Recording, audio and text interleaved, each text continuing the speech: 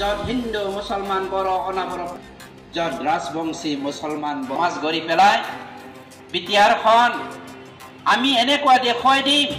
BTR চৰকাৰ জিন্দাবাদ, প্ৰমাণ কৰা জিন্দাবাদ।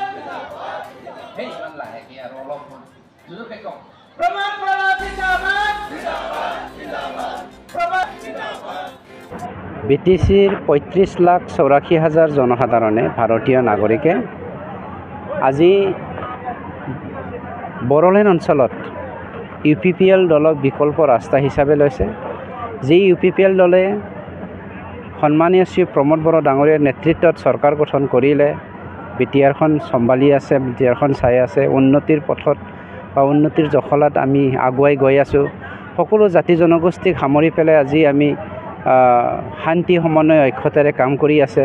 তাৰ কাৰণে আমাৰ BTCৰ মানুহ জনসাধাৰণে ইমান উৎফুল্লিত যে BTCত চিফ ডাঙৰীয়া সন্মানীয় প্ৰমোদ বড়ো ছাৰৰ নেতৃত্বত যি চৰকাৰ, এই চৰকাৰটো আজি আঁকোৱালি লৈছে, দলে বলে যোগদান হ'বলৈ আহি আছে।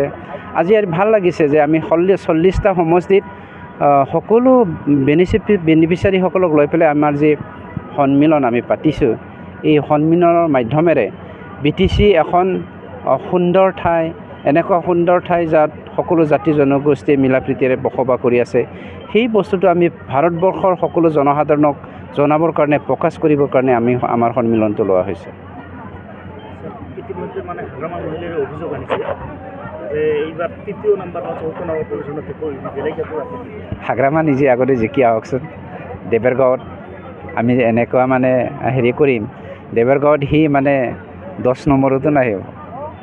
তাহানি মানুহে 10 নম্বৰ ফুটবল খেলিছিলে, আজিৰ মানুহে 10 নম্বৰ ফুটবল নেখেলে, কিন্তু হাগ্ৰামাই 10 নম্বৰত যাবলৈ গৈ আছে।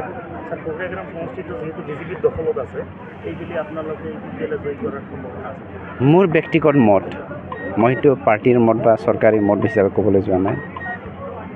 অকল ফকীৰাগ্ৰাম বুলি নহয়, 40টা সমষ্টিত বিকল্প ৰাস্তা হিচাপে আমাৰ প্ৰমোদ বড়ো ডাঙৰীয়াকে বাছি লৈছে আৰু আমাৰ UPPL দলকে বাছি লৈছে। গতিকে শান্তি সমন্বয় ঐক্যতা ইয়াক বিচাৰি পেলাই আমি 35 বছৰ বড়ো আন্দোলনৰ সময়ত যেনেকৈ হাবাথুৰি খাই আছিলোঁ, আমি এটা জাতি আন এটা জাতিৰ প্ৰতি বিশ্বাস নোহোৱা হৈছিলে। আজি মুছলমানে বড়োসকলৰ চকু দি কথা ক'ব পৰা হৈছে। বড়ো অনাবড়ো পাৰ্থক্য নথকা এখন সমাজ গঢ়িবলৈ সক্ষম হৈছোঁ। সকলো জাতি জনগোষ্ঠীক সামৰি পেলাই আমাৰ মাটিৰ সমস্যা আমি 3,23,000 মানুহৰ পৰিয়ালৰ মাটিৰ সমস্যা আমি সমাধান কৰিবলৈ সক্ষম হৈছোঁ। যিটো 17 বছৰত হাগ্ৰামে মাত্ৰ 1,623টা ফেমিলিকে মাটিৰ পাট্টা দিব পাৰিছে। আমি কিন্তু একদিনতে ফকীৰাগ্ৰাম পৰ্বতজোৰাত সেইদিনাখন মই একজেক্টলি ডেটটো পাহৰিলোঁ, 1245টা ফেমিলিক আমি মাটিৰ পাট্টা দিছোঁ। 29 তাৰিখে আপোনালোকে ওলাওক, আপোনালোকক অনুৰোধ কৰিছোঁ। আমি আকৌ 1500টা পৰিয়ালক একদিনতে মাটি দিবলৈ গৈ আছোঁ, মাটিৰ পাট্টা দিবলৈ গৈছোঁ। কিমান পৰিৱৰ্তন, যিটো কিন্তু কংগ্ৰেছে বিচৰা নাই, BPF বিচৰা নাই। 50 বছৰে কংগ্ৰেছে একোৱেই নকৰিলে, 17 বছৰে BPF মাত্ৰ আমাৰ মাজত সংঘাত আৰু পাৰ্থক্যতাহে আনি পেলাই আমাক বিভাজন কৰিলে। সেইটো আমি কিন্তু এতিয়া পৰিৱৰ্তনশীল এটা চিন্তাধাৰাৰে সকলো জাতি জনগোষ্ঠীক সামৰি পেলাই পৰিৱৰ্তন আনিবলৈ সক্ষম হৈছোঁ। চাওক, মই গগৈ ডাঙৰীয়াক অনুৰোধ কৰিছোঁ, তেওঁ এজন ভাল লিডাৰ, মই একচেপ্ট কৰোঁ ব্যক্তিগতভাৱে। কিন্তু এটা কথাটো মই এখেতক বেয়া পাইছোঁ, তেওঁ উচতাব নালাগে।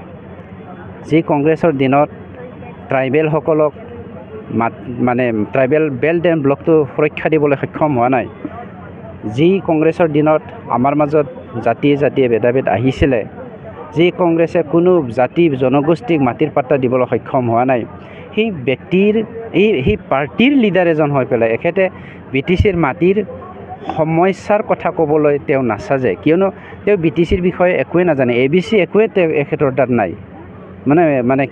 প্ৰাথমিক কি নলেজ সেইটো তেওঁৰ হেৰি নাই। কিয়নো আমি যে বৰ্তমান 3,32,000 মানুহৰ মাটিৰ সমস্যা 4.5 বছৰত সমাধান কৰিবলৈ সক্ষম হৈছোঁ, এখেতে প্ৰমাণ দিয়ক। 50 বছৰত কংগ্ৰেছে BTC অঞ্চলত, বৰ্তমানৰ BTC, তাহানি BTC নাছিল, সেই BTC অঞ্চলত, আজিৰ BTC অঞ্চলত 50 বছৰত 3,32,000 মানুহৰ মাটিৰ সমস্যা সমাধান কৰিছে বুলি প্ৰমাণ দিয়ক। 50 বছৰৰ কথা মই চেলেঞ্জ কৰিছোঁ, 4.5 বছৰৰ কথা দিয়ক, বাদ দিয়ক। ইতিমধ্যে অসমৰ মুখ্যমন্ত্ৰীয়ে যে পাৱাৰ প্ৰজেক্টটো মানে স্থানান্তৰ কৰাৰ কথা কৈছে। চাওক, আমাৰ মানুহে যদি নুবুজে, আপোনালোকৰ মাধ্যমেৰে, মিডিয়াৰ মাধ্যমেৰে আমি ইমান সজাগতা আনিবলৈ চেষ্টা কৰি আছোঁ। আমি 35 বছৰ বড়ো আন্দোলন কৰি পেলাই অকল বড়োসকল নহয়, সকলো জাতি জনগোষ্ঠীৰ আৰ্থিকভাৱে আমি জুৰুলা হৈ গৈছোঁ। সেই আৰ্থিকভাৱে জুৰুলা হোৱা আমাৰ জনসাধাৰণক আমি যে আমাৰ মাজত যি পাৰ্থক্য আছে, এই পাৰ্থক্যটো নোহোৱা কৰিবলৈ ইকনমিক পাৰ্থক্য, ৰাজনৈতিক পাৰ্থক্য, সমাজনৈতিক পাৰ্থক্য, সেইটো আমি কেনেকৈ আকৌ গঢ়ি তুলিব পাৰোঁ, এইটো উদ্দেশ্যৰে আমি কাম কৰিব বিচৰাটো যদি আমাৰ পলিটিকেল লিডাৰসকলৰ উচতনিত, BPFৰ উচতনিত, কংগ্ৰেছৰ উচতনিত যদি মানুহে ভাল চিন্তা নকৰে, নিশ্চয়কৈ government of India, government of আছামে বেলেগত নিবই, ইণ্ডাষ্ট্ৰী ইয়াত নহয় বেলেগত কৰিবই। কিন্তু আমি আমাৰ এই অঞ্চলত কিয় আনিব বিচাৰিছোঁ?